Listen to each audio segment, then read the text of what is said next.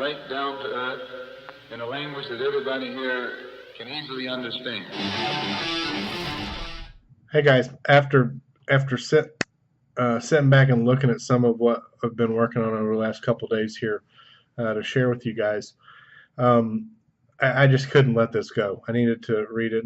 The definition and the devolved nature of what proper terminology is to reference our one head, the singular head of days and Father. How did the terminologies used in the scriptures, in and outside of canon, devolve to incorporate plurality of beings, even a pantheon? And Wikipedia's got a fairly decent write-up, again, kind of summarizing some of the things you've heard and elsewhere discussed in some of the other things we recorded regarding Genesis. Either Father is one, and he's one head, or he is a plurality, and an ethereal dark matter, aka force, the force, being that is impersonal, that unites all other people who can also be like that. And do you see the deception, folks? It's disorder in every way, and it's chaos. It's what it is it's mob rule. So think that not odd that we see mob rule everywhere. Mob rule is turning up. Presidents and leaders and kings are capitulating to mob rule. We see it on the streets of the United States of America and worldwide. And think that not odd that is directly associated with all of the religious systems giving way to a similar paradigm. Now, this is an article about the devolved, what I call the devolved nature of the terms used to describe our one true Father singular of lights above. And I'll read it and comment on how that happened. If you go to look up Elohim on Wikipedia or whatnot, you read Elohim is a grammatically plural noun for gods or deity. It's plural in biblical Hebrew. In modern Hebrew, aka Babylonian Chaldean Hebrew, it is often referred to in the singular. So if it's a singular, then let it be a singular. If it's a plurality, let it be a plurality. And I submit to you, the family that is Elohim, that is mighty and that is powerful and that is in the process of restoration, is in fact mighty, but that has one singular head. But look what happened. In modern Hebrew, it's often referred to in the singular, despite the plural im, as in like Shemayim, heavens, or Elohim, mights, powers, gods, or deity. Get in this Enoch testimony, folks, you will be shut out by the fire in the future, not the flood. He's not going to flood the earth the second time here. He's going to burn it with fire. So that testimony is very, very important. Water in the past destroyed the deception, and guess what? Fire is going to destroy it in the future. Together that means is Shemayim, or fire waters. So as heaven will have the last say. In modern Hebrew, it's often referred to in the singular. Elohim's often referred to in the singular, which is the Elohah.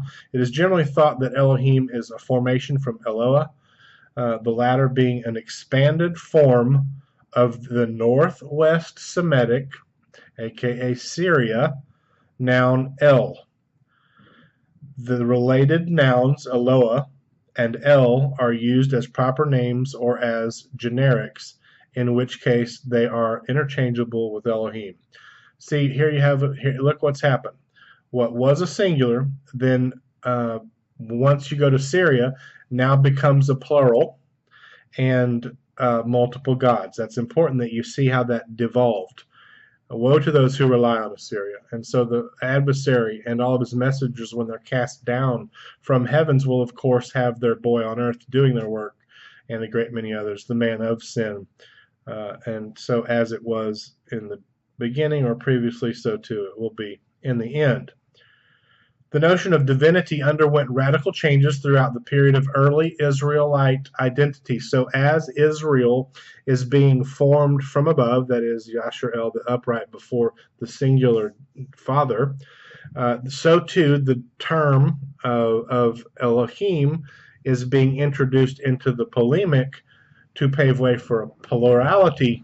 Right alongside Israel being formed, so too the definitions are devolving into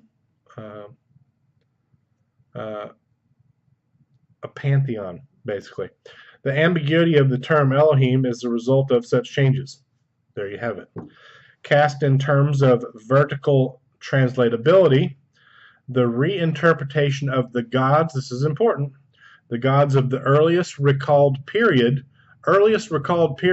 that's after the flood when Father erased all the nonsense the first time.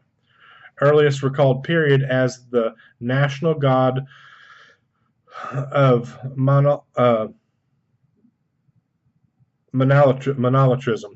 as it emerged in the 7th to 6th centuries. Okay, so from the early Israelite identity period when Israel is being formed all the way up to the diaspora in 7th, aka Assyrian, 6th century BCE Babylonian, in the kingdom of Judah, and during the Babylonian captivity, and further in terms of monotheism, by the emergence of rabbinical Judaism. There you lay the hand on the deceiver of the head of the goat, which will soon be cast into the wilderness, as the wolf of Arabah comes back down to claim his, having been from the northwestern Semitic region of Assyria, where the original lie was embraced. He's coming down to clean that wicked gaping whore from the Jerusalem below, so that my Father in heaven can restore all that is and was and ever shall be.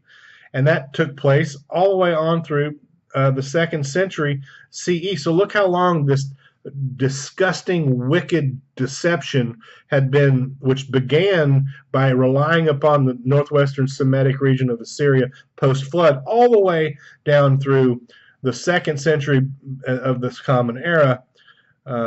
And who were the keepers of that deception? The snuffers of the flame, the church of the chosen frozen, the ones who cover the light with a bushel. In the 2nd century and beyond even. Of course, rabbinic Judaism. It is wicked, Kabbalistic, dark, dismal waters. The word is identical to the usual plural El, meaning gods or magistrates, and is cognate to IHM found in the Ugaritic. That's a English representation of Ugaritic, aka talking about Mesopotamia now, and particularly Sumer. That's of Chaldee. Well, that's where Abraham was told to leave, and later, of course, devolving further into this Canaanite pantheon. Again, all of this is post-flood. Post-flood deception permeated into every religion worldwide, even today. The children of El, and conventionally vocalized as Elohim. So that's where that blurring of the lines. Here, watch it. One, many. See how it devolved with the disgusting word games? The lie is that we came from multiple beings and have as a result multiple heads, and they can't even decide between themselves, these deities of old, who's in charge, and fight with themselves. Is this a promise for a future? No, it is not. Most use of the term Elohim in later Hebrew, thank you very much for those of you saying that Chaldean is the original language in the beginning. Hebrew text imply a view that is at least monolatrist at the time of the writing, and such usage, in the singular, as a proper title for the supreme deity. And generally, it is not considered to be synonymous with the term Elohim, gods, plural. Hebrew grammar allows for this nominally plural form to mean he is the power over powers. Now that's getting somewhere. Or roughly, the God of gods. rabbinic scholar Maimonides, or Rambam, wrote the various other usages are commonly understood to be homonyms. Now, it's close but off to the side. See, you don't get to play word games in an effort to rectify what seemingly